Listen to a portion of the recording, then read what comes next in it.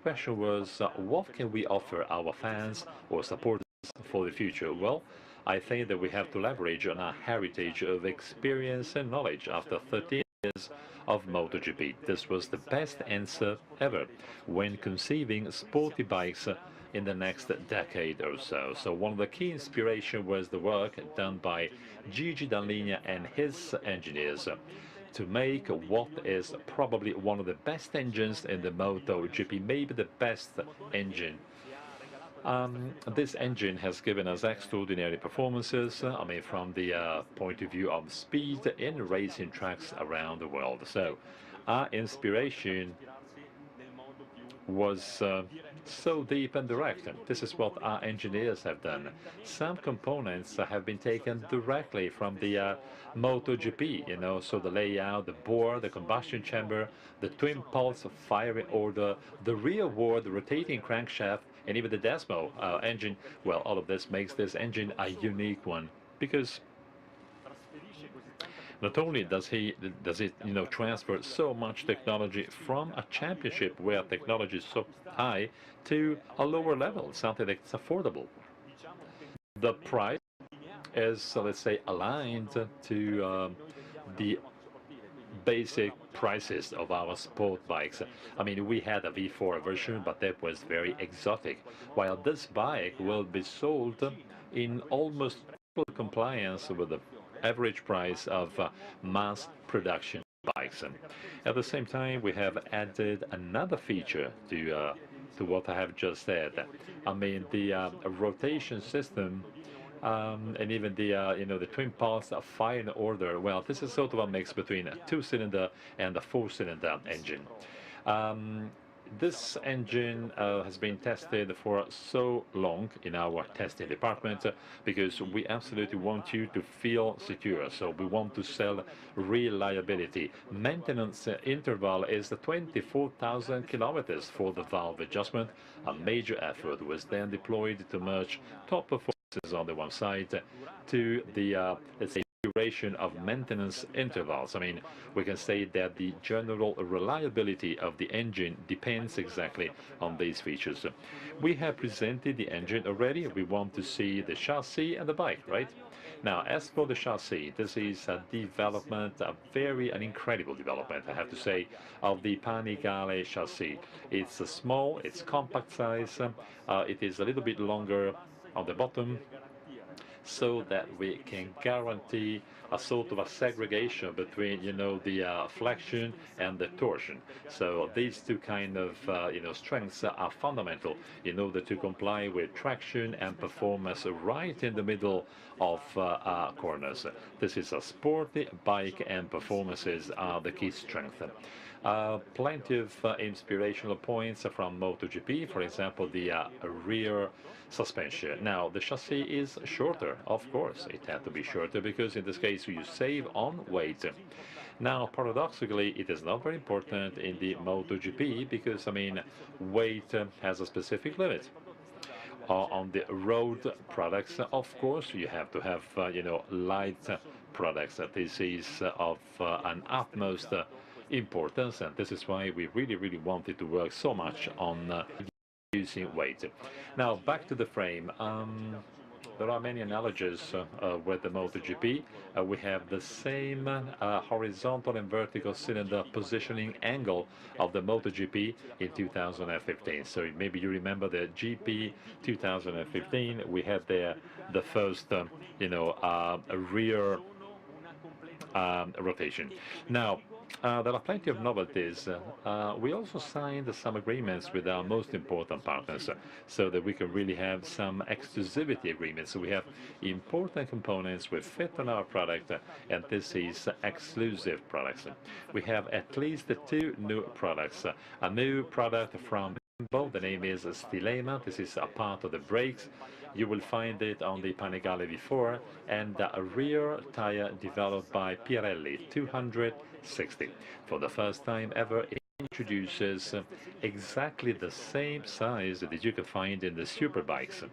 There are many other components that we have developed and we have taken down from current bikes into V4.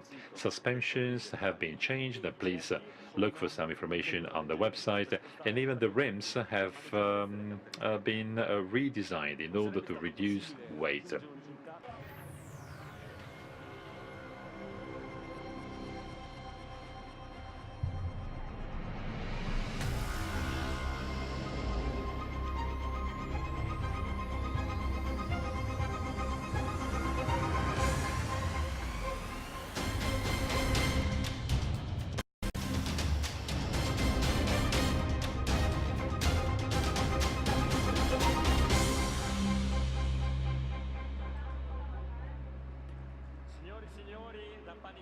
Ladies and gentlemen, Panigale V4 with a secret weapon from Ducati. This is Michele Pierro.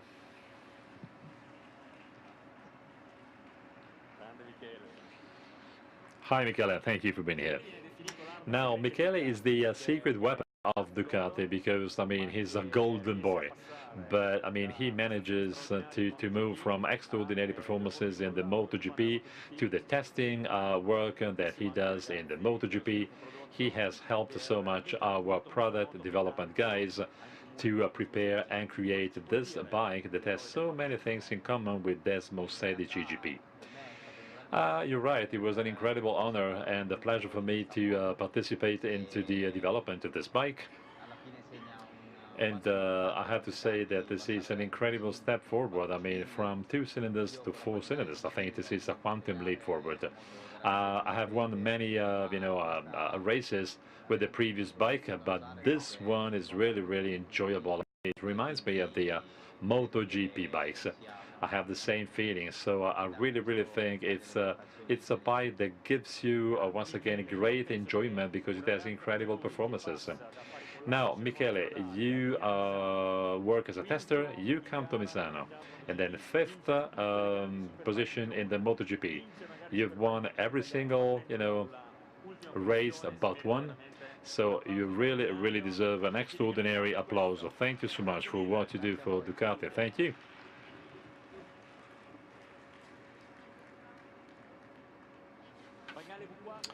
Now, Panigale V4, well, if you will, it's the most extreme idea that we have when we talk about style, sophistication, and performance.